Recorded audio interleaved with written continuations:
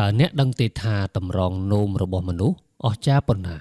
តម្រងនោមបំពេញមុខងារសំខាន់ជាច្រើនរៀងរាល់ថ្ងៃដើម្បីទ្រទ្រង់ជីវិតតម្រងនោមបញ្ចេញជាតិពុលកាកសំណល់ពុលនិងទឹកដែលលើសចេញពីក្នុងឈាមដំណើរការនេះធ្វើឡើងប្រមាណ400ដងក្នុងមួយថ្ងៃវាជួយគ្រប់គ្រងលំនឹងសម្ពាធឈាមផលិតគ្រាប់ឈាមក្រហមរក្សាគុណភាពឆ្អឹង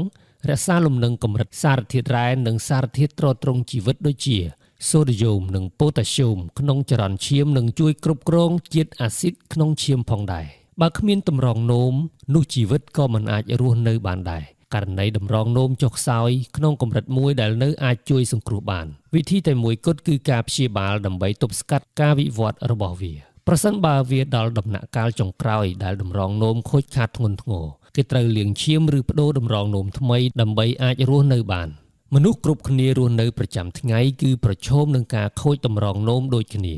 គ្រាន់តែអ្នកខ្លះមានកត្តាប្រឈមច្រើនឯអ្នកខ្លះទៀតមានកត្តាប្រឈមតិចតួចសូមថែទាំតម្រងនោមរបស់អ្នកដើម្បីគុណភាពជីវិតអ្នកការធ្វើតេស្តគឺជាវិធីដែលអាចវាយតម្លៃបានថាតើតម្រងនោមរបស់អ្នកនៅមានសុខភាពល្អកំពុងខូចខាតឬកំពុងឈឺរ៉ាំរ៉ៃ